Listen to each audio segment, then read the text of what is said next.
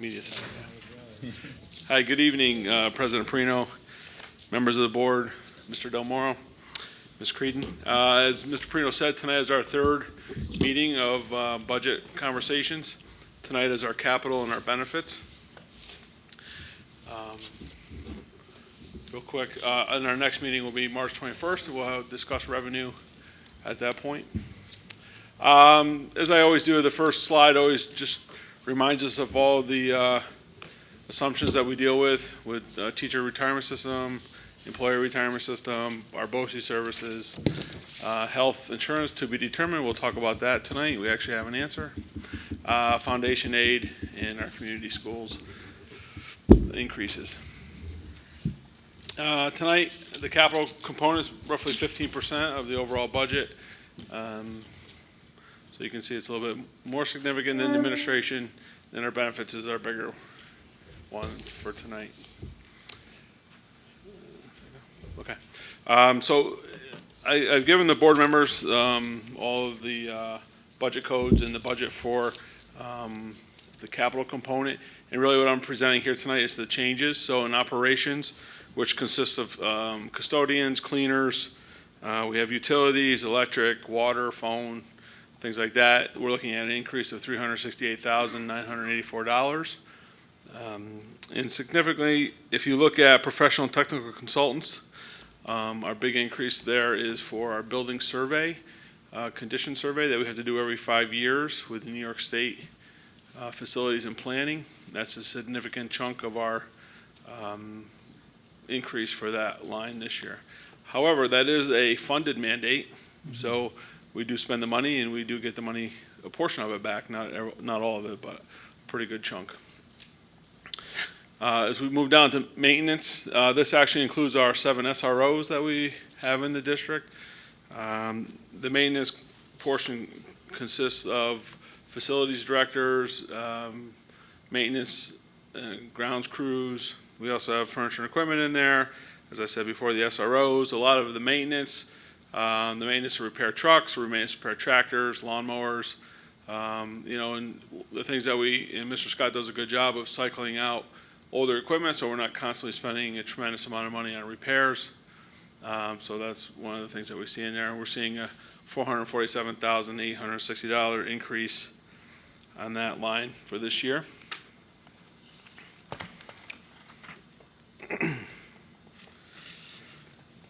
The other thing that we have is judgments and claims. That's actually seeing a decrease on that line. We're seeing not as many claims in the current years as we do in the previous years for tax certiorari's and things like that. So we can reduce that line a little bit. Our debt service, through the good work of our financial planning, we actually refinanced a lot of our debt over the past couple of years. And so now our debt service has gone down $833,000 this year. So that's a pretty good savings for the district. But when I talk about the revenue at the next meeting, we'll show why that may not necessarily be good for tax collection. So we'll discuss that. Our interfund transfers. This looks a little odd that it's over $4 million. But if you remember last year, we had our budget. We had the track, the turf, and the scoreboard included in the budget proposal. And we are transferring money in the $4,175,000 from our fund balance. So you're actually seeing it look like a decrease this year, but budget to budget at the next meeting, I'll show where we really are on that line. So really, if you look at the total, if you look at the budget line, it looks like our budget decreased $4,253,271 for a decrease of 12%, almost 13% of spending on that line. So that's what it looks like budget to budget. So some of our additional budget requests that we have, one would be a director of security and health. This would be a district-wide position to help facilitate some of the training and coordination of our security staff. As I mentioned before, we have a building condition survey. This is a funded mandate, so it's kind of a, I don't know, you spend it and you get it back, but it's actually kind of one of those things that we really need to do, really have an in-depth detail of what the building conditions are, so we can identify situations such as roofing needs, air conditioning needs, If the masonry is failing, we can have a report on that. So they go through each building, we have to submit that to the state every 5 years. So down at the facilities and planning, or facilities, looking for a new gas pump. The current one there is almost 20 years old. It's really out of date, and the maintenance on it is very costly for us. Over at Maple Hill, we're looking for a new fire alarm system. The one that's over there now has been very problematic for us. And one of the last propositions, Monhagen, which was built at the same time as Maple Hill, we actually upgraded the fire alarm system at Monhagen, so that's up to date. But now we need to look at Maple Hill. And in fact, it may become more of an emergency as we get our reports back on the condition of the fire alarm. Elevator repair. So over at the high school athletics, although it's fairly new, and Presidential Park elevators are fairly new, there's some mechanisms in there that have become outdated and have become kind of unsafe. So we need to actually put some repair mechanisms and updated mechanics in there. And over at Twin Towers, we have an elevator repair that's needed in the kitchen area. This brings the food up and down, the garbage from the cafeteria down, and the pistons and all the mechanics in there are failing tremendously. So we're looking at those as additional budget requests. So if you look at our 5-year capital history, kind of goes up and down. And that really pretty much depends on what we're doing that year and for capital, right? So a few years ago, the capital went up because we had a lot of debt that we had to pay. So that's in 2017. You saw that increase, and then it kind of slowed down after we refinanced some of our debt. And then obviously this year we talked about that $4 million project that we had on it last year. So it makes it look like a significant slope down. So moving on to benefits, this was pretty straightforward for us this year. Really, one of the things that I mentioned in the previous meetings is how we're trying to really look at each account code and make sure we're not keep just adding money, and then we end up with a tremendous amount of fund balance. So we've actually tried to slow down some of the accounts with the employees' retirement system, and if we need to, use a little bit of our reserves to offset some of these account lines. Social Security is one that we needed to increase. The rates and the amount of employees that we have just is increasing. Workers' comp, that's increasing a little bit.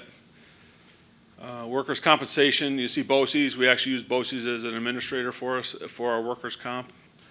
So they coordinate a lot of that for us. And most other things are remaining same, except unemployment, which has a decrease. We don't have a lot of unemployment claims at this time, so we can see a decrease there. And everything else, and the most important thing for us is our health and dental insurance, which is remaining the same. If you ask most districts, they probably went up at least 15% this year. And they've been growing every year. So we've actually, in the past 2 years, we had a decline. Right now we're staying steady based on our consultants' recommendations and looking at all of our claims. So just to dive a little bit deeper into health and dental, a couple years ago we went self-insured, where we used to pay a premium for each employee. Now we pay a smaller premium, but we pay for every claim that comes through. So we're responsible for the claims. Additionally, what we're waiting for right now, the Senate has passed a bill for us to have a reserve, and the Assembly has moved it to the next committee. So we're waiting for the Assembly to pass it, which the Assembly had passed it last year. The Senate did not pass it last year, so it's a little bit of role reversal, and then we need the governor to sign that bill for $5 million reserve, and then that health line will be we'll be able to decrease that moving forward. So really the $5 million reserve will be a safety net for any really major claims in 1 year. And then we have the Affordable Care Act fees that we need to pay for, welfare benefit, and then our tuition reimbursement for administrators and staff. So less than a 0.5% increase on the benefits for this year. So that's a pretty good line for us this year. If you look at the 5-year benefits history, spiked a couple years ago. That was just right on the cusp. Before we went self-funded, so we needed to increase our health and dental line. and then you can see it decrease the next 2 years. And then as our budget calendar, March 21st will be our revenue discussion. We'll talk about our state aid. We'll talk about some of the fund balance that we'd like to possibly recommend for use, and all the other revenue that we have coming into the district. And then we just keep moving on. Every meeting we have something going on, public input, and then April 25th will be the board needs to adopt the budget, and then we have a public hearing, and then Super Tuesday, May 21st is the vote. So, there you go. Any questions? Pretty straightforward on this one. Not too. Mike, why don't we go around? If Okay. anyone has any questions, why don't we start? Mrs. Zucks, would you like to start us off here?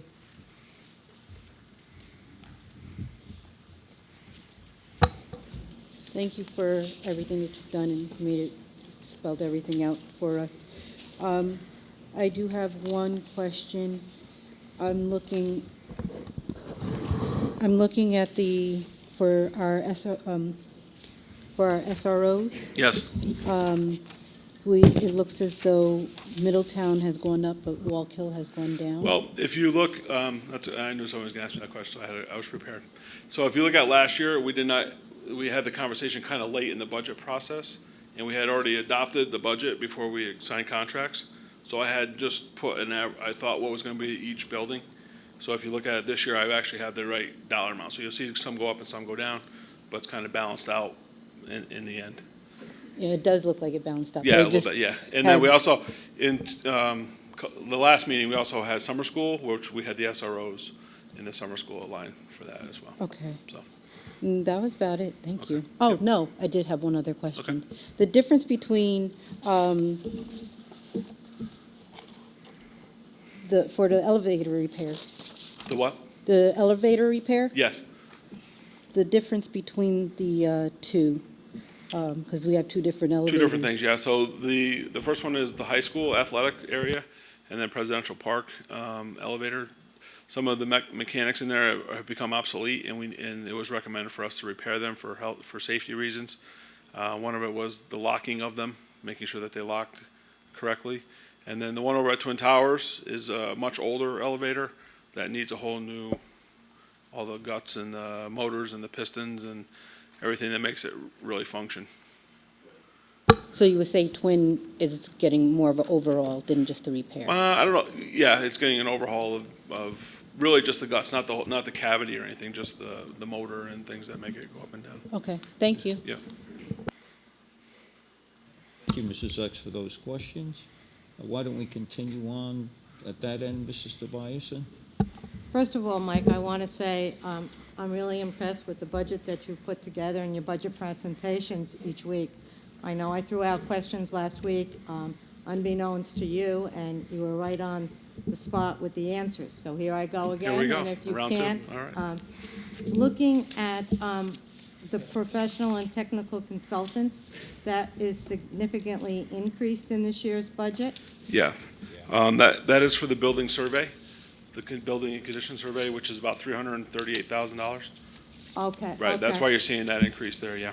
Okay. But that is a funded mandate, so we need to spend the money, and then you put it in your ST3 at the end of the year, and then you get the money back whenever they feel like giving you the money. I don't know how fast they give it back to you. On the security services, we still get a grant, though, isn't that correct? For the SROs? No. So It's all general fund. why was I thinking that Eileen helped us last year with grant money? Richard Mahan. Mr. Delmore? No, Mrs. Tobias, and we paid out of general fund as well last year, Okay. and as well as this year. What you may be thinking about is, in its initial inception several years ago about SROs, there was grants, and it came out primarily for the state police to do that. Mm-hmm.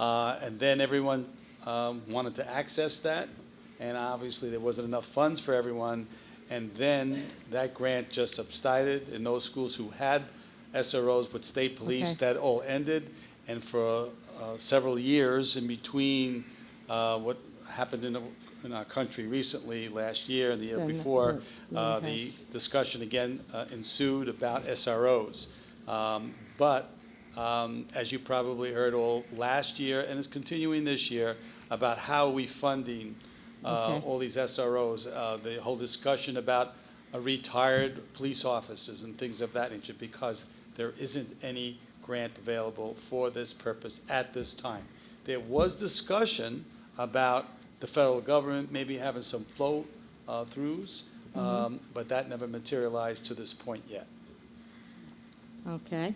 Then my next question has to do with the groundkeepers for the athletics. That looks like a really significant increase also, Mike. I'm assuming that there's a very viable reason for that. Yeah, so the maintenance and upkeep of the grounds we're seeing. New equipment or anything? Yeah, we're just looking at some equipment replacement. We're getting new turf this year, so we may be Okay, looking then- at a newer machine, a bigger machine that handles the newer turf. So there's a couple of things that are happening there. I think you answered, I had on the health and dental insurance. I wanted to know what the status was. You said it has passed in the Senate, but now we're waiting for the Assembly to Correct. move on it. Yeah, it was at the Education Committee, and now it went to Ways and Means, I think. And so then after there, and then it's going to be signed, and then hopefully get to the governor. Our liaison is keeping us posted weekly, maybe each biweekly, maybe. He's in contact with all the senators and assembly folks, making sure that they're getting this bill passed, and then he assures us, because it is budget time with them, that's probably not their focus to sign bills, but once they get, past April 1st, then we can get the bill signed. And we were talking here, the life insurance, what was that? Some folks in their contracts have life insurance premiums. I thought, but Yeah. yeah. Again, I can't thank you enough. I thank Okay. you for your prompt answers and your knowledge. It's amazing. Yeah. Thank you. Welcome. Thank you for your conciseness, Mrs. Tobias. And Mrs. Blumenau, I have no questions, thank you. thank you. Let's start with John. Mr. Lassinier, go ahead. After looking over the numbers, obviously Ms. Zucks and Ms. Tobias asked quite a few questions, and those were all the points that I was going to hit on. So just, I guess you've already answered the questions I had. I just want to say that you do prepare everything very, very eloquently here so that we can see, the change from previous year, the 5-year histories, and you make it very understandable when it's put in front of us. So just do a really good job with this. Thank you. Thank you. Mr. Crescendo. I agree completely with Mr. Lassinier, and I feel very comfortable and confident that this is the best budget we're going to have. So thank you for your hard work and everyone else involved with the process. Thank you. Thank you. Bishop Williams. They asked the same exact questions that that I had too, and I had everything marked down. You gave me my answer for the professional tech consultants with it being a funded mandate, which is always a good thing. Yes, instead of unfunded. Instead of Yes, unfunded yeah. mandate. Yeah, I was hoping You're Mr. right. Gomez was here, but he wasn't here for me for that. He can watch the He watched the mini retake, TV and hear you say funded mandate. It should make him very yeah. happy. The other thing, the director of security position. I know that's something that we've been tossing around the last couple of years. Yeah, I certainly would like to just address that. I was going to do that in more detail when Mr. Teller gives me the microphone. It's so difficult to get the microphone away from him during this period of the season of budget preparation. But obviously, our security staff has increased. Even last year, we increased FTE positions in that area as well as this year. And we continue to add, as you saw during the presentations around adding staff. As that staff gets large, it really needs someone full-time to supervise them, but more importantly, to provide the updated and changes needed in the regulations. Right. The regulations are changing as a result of our country's mores and needs and responsibilities upon each school district to provide the appropriate training and continual training for those current on staff as well as anyone new coming in. Obviously, we can't assume because someone may have some experience or have retired in a law enforcement role that that experience automatically transfers totally to a school environment. Obviously, there are some similarities, certainly, and there are advantages to have someone with that background, but also they need to be instructed in the differences in the environment in which they have worked for so long and the school environment working with students, whether it's a kindergarten student, a 12th grade student, and anyone in between. So as our staff of security has increased, it has become necessary. Now, we had one several years ago, and I do think that it is appropriate now to make this request. It's a needed staff member, and I do think that it'll improve the quality of our security staff by having someone full-time working with them in a collaborative manner. Awesome. Thank you. Could I just ask a question on that, Pastor? Yes. On the security person? Will they also, they'll have our staff, correct, that are in the buildings presently? Correct. And then, does that include then the SROs or? No. The SROs have No. a different role. No, Yeah. this director of security would not have supervisory responsibilities over the SROs. It is clearly in the contract that they still are police officers in the town of Middletown and those schools that they service, the 4 schools, and the 3 schools currently in the town of Walkill will be under the Walkill Police Department. Please understand that we work very, very closely with the 2 chiefs, Awanchu from Middletown and Chief Hertman from Walkill. We have had nothing but positive relationship and conversations with them. They have visited our schools. Mrs. Creed and I have met with both of those chiefs throughout the year and as recently within the last 2 weeks.